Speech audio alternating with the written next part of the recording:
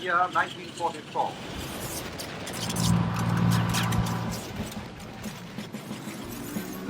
The free men of the world are marching together to victory. A kind of wondrous insanity.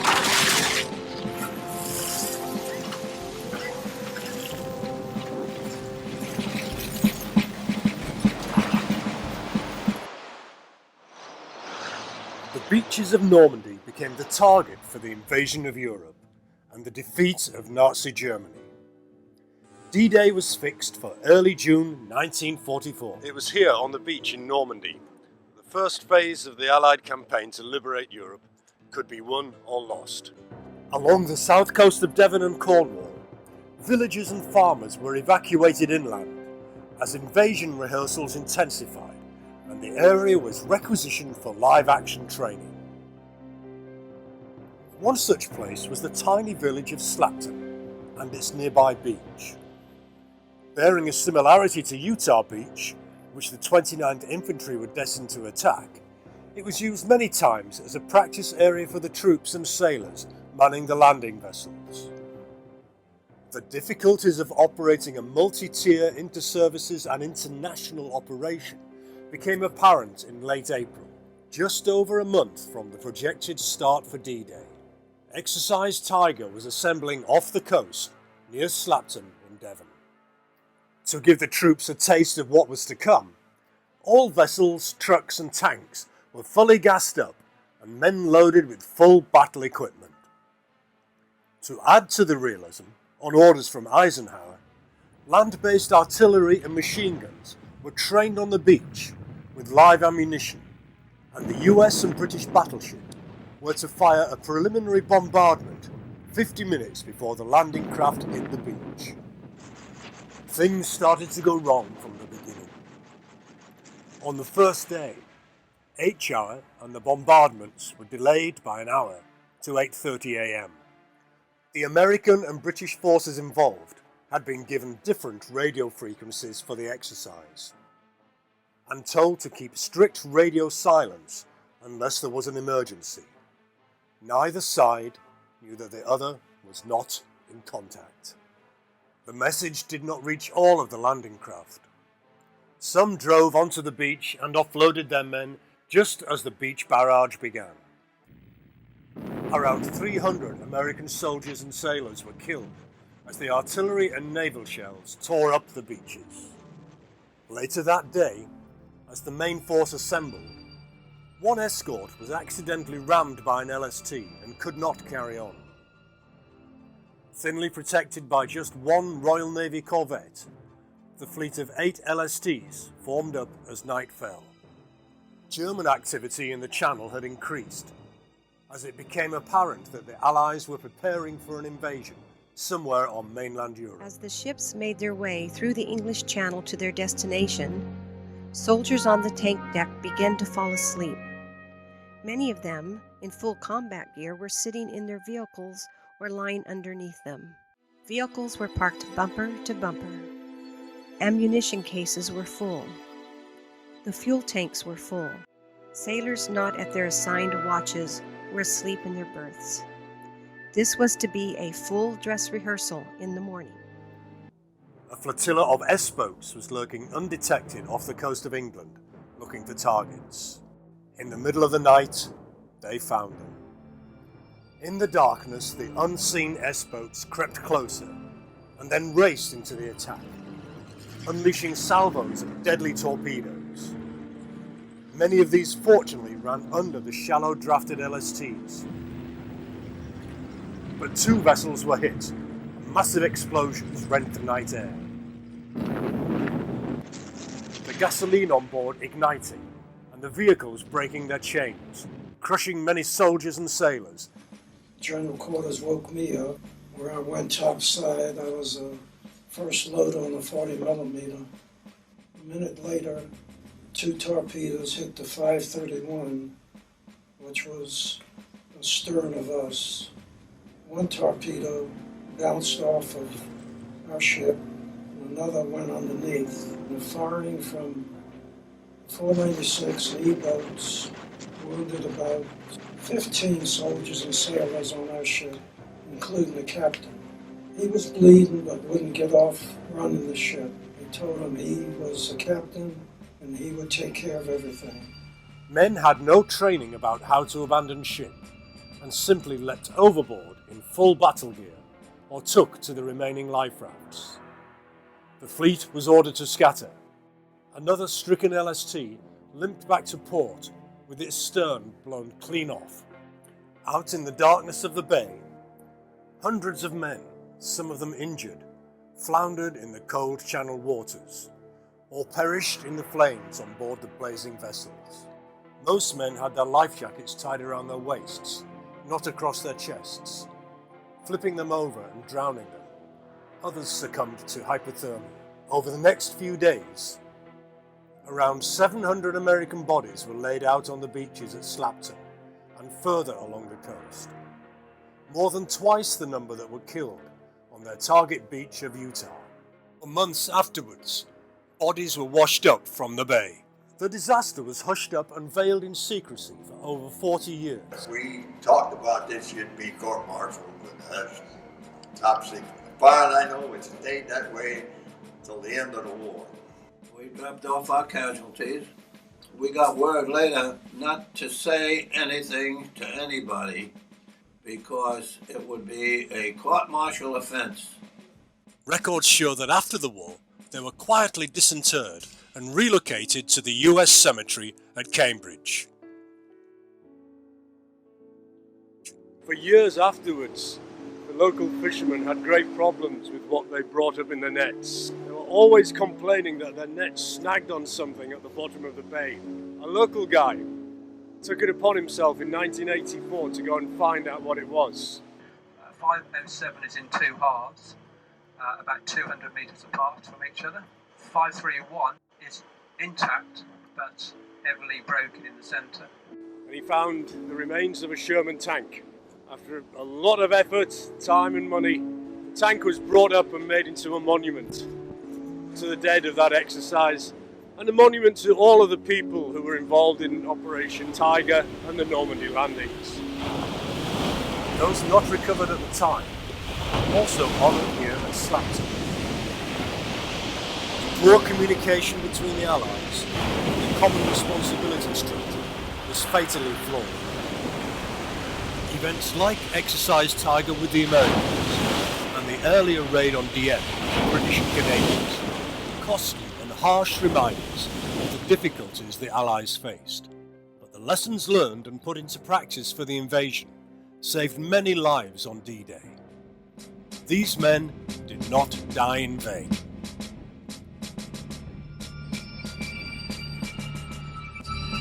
As the Armada began to assemble, aircraft attacked vital roads and bridges, virtually sealing off the landing area. Thousands of men bid farewell to their loved ones. Security became tight as a drum as the Allied might flexed and coiled, ready to cross the Channel to Normandy and strike the opening blow for the liberation of Europe. Beaches codenamed Utah, Omaha, Gold, Sword and Juno were soon to become household names.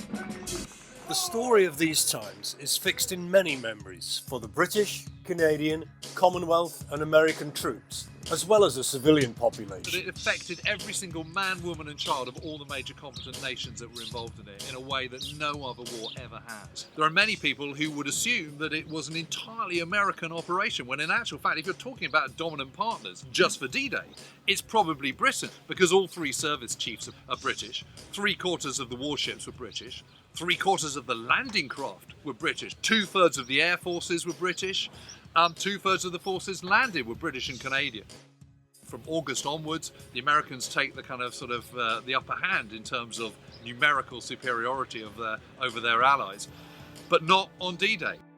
People and communities throughout Europe, Britain and the USA suddenly seemed to realise the enormity of the occasion, and also that this was a last chance to commemorate it before those originally involved passed away. Their personal recollections might be forever lost.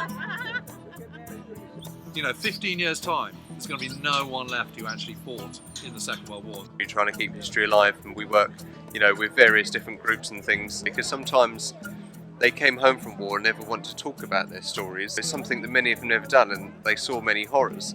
So those questions were never asked, and then sadly it was too late. Seeing the uniform they would have worn, what they would have been doing on the aircraft as well, it really brings them home. They can get up close, they can see it, they can talk to us, and hopefully keep, you know, their family history alive. We're the skirmish team, and we're dedicated to preserving the memory of the British soldier. Of course, there has to be enjoyment in it, but all those I've met over the years do this with a great respect for the people of a generation that endured so much and gave so much for the freedom we enjoy today. They had this, we're going to do this kind of mindset.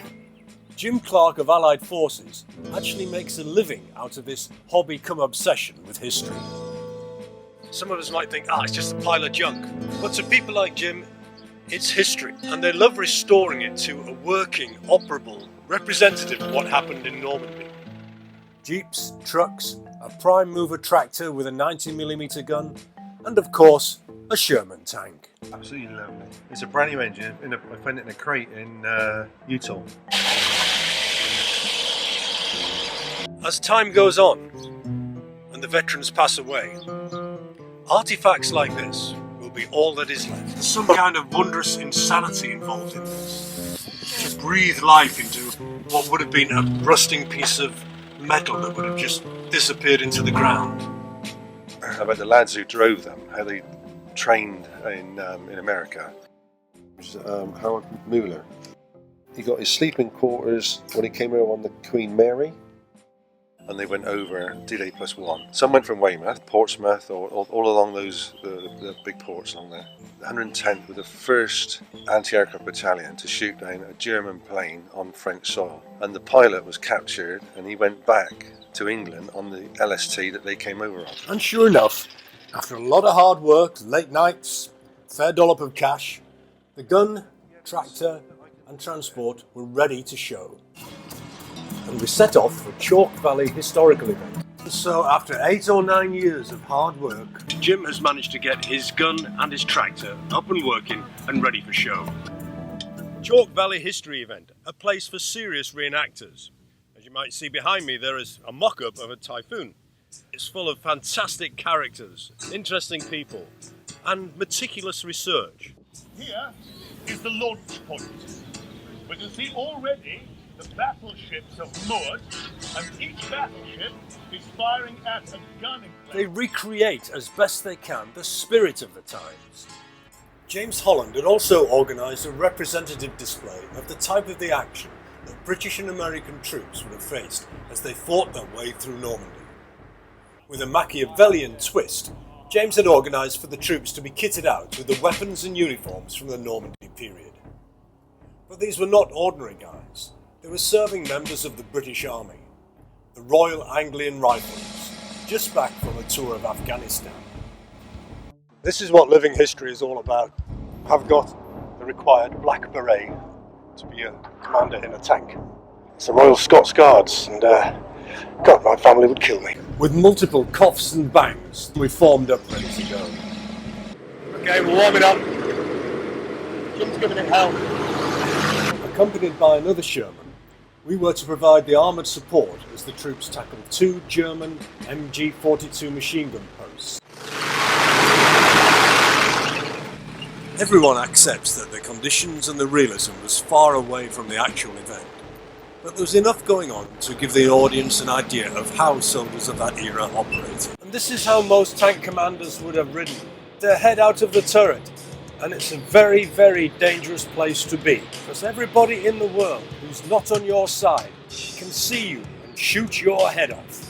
Because these things weigh about 30 tons, and your field of vision is very, very small. The infantry worked out their tactics, where they were going to go, what they were going to do, and how they were going to do this. Oh, it's going quiet. I can stop shouting now, can't I? As much as I love my time inside tanks, it is one of the most uncomfortable experiences. Especially when you're over 6 foot and you're nowhere near as thin as you used to be, or as agile. Every time you move around, you bang something, you bump something, and that's when it's sort of more or less standing still. But how you'd get 5 guys in here, gunner, loader, commander, driver, and bow gunner, that's absolutely amazing. One-on-one, German against German tank, are not always effective. There is some kind of sense of security at first, but when you realise how thin these walls actually are, and an armour-piercing round would go through this like a knife through butter, right through the side of the tank. When that came through into this compartment, a shell would go into a tank and start ricocheting in the tank and just tear up the people that were in the tank. And then we had to take them out and put them in boxes. basically anybody in its path was dead. And then we had the command, driver, advance. Rapid-firing German machine guns opened up on us. The infantry replied with their Lee Enfields and Brennan, a typical fire and manoeuvre operation.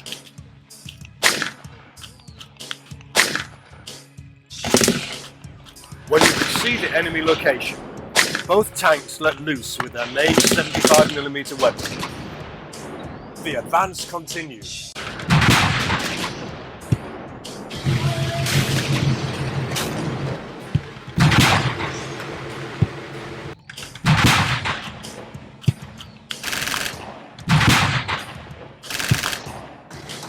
The operation completed, and we returned to base. The lads seemed very pleased with things too. In the cold light of day the next morning, with a few sore heads, it was up to the team to disassemble the gun. The guys who did this originally were young, fit, well rehearsed, and experts in what they did. We were none of that. But when you consider that all we had was a brief glimpse of a 1940s manual and no practice, it wasn't quite so bad, really. We did a pretty good job and nobody fell out with anybody too much. Bugger, it just doesn't fit. Can't put that in there. No, it's not making any difference. Only it took us a hell of a lot longer, with a lot more bruises and scrapes. Now we have to get Hitler's crawling coffin onto the low loader. And that's approximately 40 feet and weighs 23.5 tons. And we need careful hands and some steady nerves. The tractor and gun are safe and secure on the back. But the adventure did not stop there. On the way back home, we had a call from another James, owner of the landing craft. Would we like to film them at the show, just down the road in Portsmouth? How could we refuse? When we got there, the crew was still getting the craft ready and painted. They'd trucked the boat here from Bristol, but this was the first time in the water for 10 years, and there was a lot of finishing off to do. Would she even float? This was a star in Private Ryan. The main scene, that's that boat. Just to add to the situation, James's team, the Dig for Victory boys, had also brought their gun and were towing it with the slow-moving AEC Matador. With a top speed of around 20 miles an hour, it was a traffic nightmare. Driving an 80-year-old vehicle with no power steering, no power brakes, a non-synchro gearbox requires a lot of skill, especially with a big gun on the back, and in today's traffic.